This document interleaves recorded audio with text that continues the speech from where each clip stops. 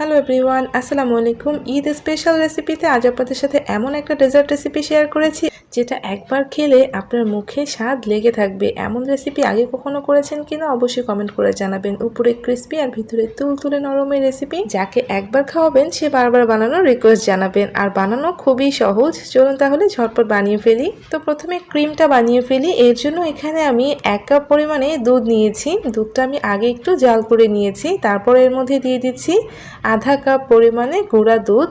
তারপর এর মধ্যে আমি 1 টেবিল চামচ দিয়েছি কর্নফ্লাওয়ার। আমি কিন্তু চুলাটা বন্ধ করে রেখেছি। তারপর এর মধ্যে দিয়ে দিচ্ছি আমি 2 টেবিল চামচ চিনি। আপনারা চাইলে চিনির পরিমাণটা কমিয়ে দিতে পারেন। এখন আমি সব কিছুকে খুব ভালো করে মিশিয়ে নেব। আর অবশ্যই চুলার আঁচ বন্ধ রেখে ভালোভাবে সব কিছুকে মিশিয়ে নিতে হবে। যখন সব কিছু খুব ভালো করে মিশে যাবে তখন চুলাটা জ্বালিয়ে দিতে হবে। তো আমি এখন চুলাটা জ্বালিয়ে দিয়েছি। আমার কিন্তু সব কিছু ভালোভাবে মিশানো হয়ে গিয়েছে। এখন অনবরত নেড়েচেড়ে নিতে হবে। অনবরত নেড়েচেড়ে নিলে দেখবেন যে কিছুক্ষণের মধ্যে এটা বেশ ঘন হওয়া শুরু করে দিবে। আর চুলাটা মিডিয়ামে রেখে অনবরত নেড়েচেড়ে একদম ঘন করে ক্রিমটা বানিয়ে নিতে হবে। এর মাঝে আমি এখানে কিছু পেস্তা বাদাম কুচি আর সামান্য একটু ঘি দিয়ে দিলাম। এতে করে ক্রিমের ফ্লেভারটা অনেক বেশি ভালো হবে। চুলার আঁচটা একটু কমিয়ে রেখে অনবরত নেড়েচেড়ে নিয়েছি। আর যখন এরকম ঘন থকথকে ব্যাপারটা চলে আসবে তখন চুলাটা অফ করে দিয়ে ক্রিমটা নামিয়ে খুব ভালো করে ঠান্ডা করে নিতে হবে। দেখেন ঠিক এইরকম করে বানাতে হবে, তাহলে কিন্তু ক্রিমটা পারফেক্ট হবে। অবশ্যই শক্ত করে বানাতে হবে। আমি নামিয়ে ঠান্ডা করে নিয়েছি।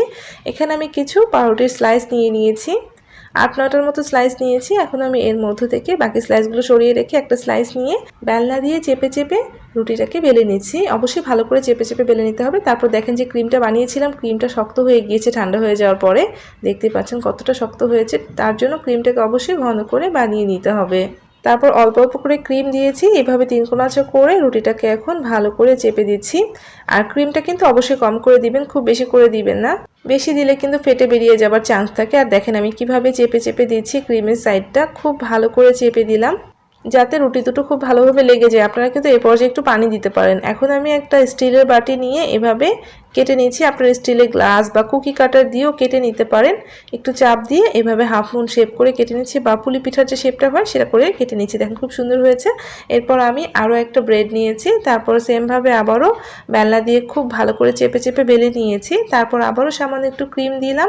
এখন আমি দেখেন একটু করে পানির চতুর্দিকে লাগিয়ে দিচ্ছি। অল্প করে হাতের মধ্যে নিয়ে একটু ড্রপ করে দিবেন, তাহলে রুটিটা খুব ভালোভাবে সেট হয়ে যাবে, লেগে যাবে, কোনোভাবে খুলে যাবে না। খুব ভালো করে চেপে চেপে দেখেন আমি রুটিটাকে সেট করে নিচ্ছি। এর কারণে আর খুলে যাবার চান্স থাকবে না। তো আপনারা একটু পানি দিয়ে এভাবে লাগিয়ে নেবেন, তাহলে খুব ভালো হবে। তবে অল্প করে পানি দিতে হবে। আবারও আমি সেমভাবে বাটি দিয়ে পুলি পিঠার শেপ করে কেটে নিলাম।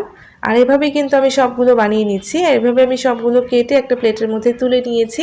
দেখেন আমি সবগুলো কেটে নিয়েছি। আর সাইডের ব্রাউন অংশগুলো যদি থাকে তাতে কোনো সমস্যা হবে না, তাই আমি ব্রাউন অংশগুলো কেটে ফেলে দিইনি। আর এখানে আমি লম্বা যে চিকন সেমাইটা সেটা নিয়েছি। আর একটা বাটির মধ্যে চিকন সেমাইগুলোকে হাত দিয়ে এভাবে গুঁড়ো করে নিচ্ছি, ভেঙে নিচ্ছি। আপনারা চাইলে প্যাকেটের মধ্যে এভাবে গুঁড়ো করে নিতে পারেন, তবে ব্লেন্ডারে না, হাত দিয়ে ভেঙে নেবেন। হয়ে গিয়েছে। আর এখানে আমি 1 কাপ পরিমাণে দুধ নিয়ে নিলাম একটা বাটির মধ্যে।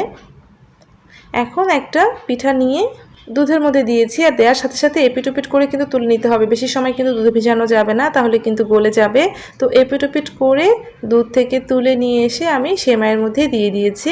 আর খুব ভালো করে কোট করে নিয়েছি। এই জিনিসটা কিন্তু খেয়াল রাখতে হবে, দুধের মধ্যে খুব বেশি সময় ধরে ভেজানো যাবে না, জাস্ট এপিট ওপিট করে তুলে নিতে হবে। আর খুব ভালো করে সেমাইটা কোট করে নিয়েছি।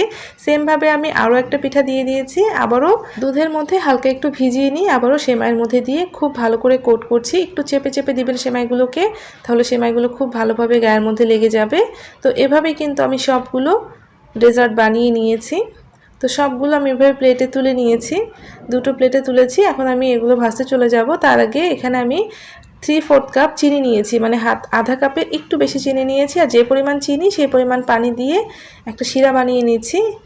নেড়ে চেড়ে জাল করে নিচ্ছি যতক্ষণ না চিনিটা পুরোপুরি গলে যাচ্ছে। চিনিটা কিন্তু খুব ভালোভাবে গলে গিয়েছে। আর চিনিটা গলে যাবার পরে 2-3 মিনিট অনবরত জাল করে নেবেন, তাহলে হয়ে যাবে। এই শিরাটা কিন্তু খুব বেশি ঘন হবে না, আবার খুব বেশি পাতলা হবে না।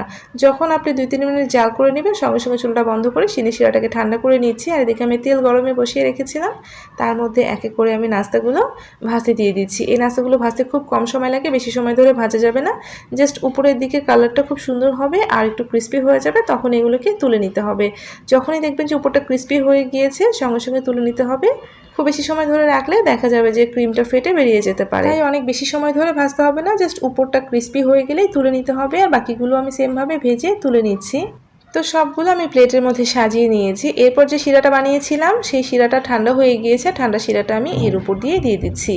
খুব বেশি শিরা দিতে হবে না, 2 স্পুন পরিমাণে শিরা আমি দিব, তাই সবটা শিরা দিচ্ছি না। খুব বেশি শিরা দিলে দেখা যাবে মিষ্টির পরিমাণটা অনেক বেশি হয়ে যাবে, ক্রিসপিনেসটা কমে যাবে। তাই আপনি অল্প করে শিরা দিয়ে ভিজিয়ে নেবেন, উপর দিয়ে দিলে হয়ে যাবে। দেখেন এখন এটা কত ক্রিস্পি আর ভিতরটা তুলতুলে নরম রয়েছে।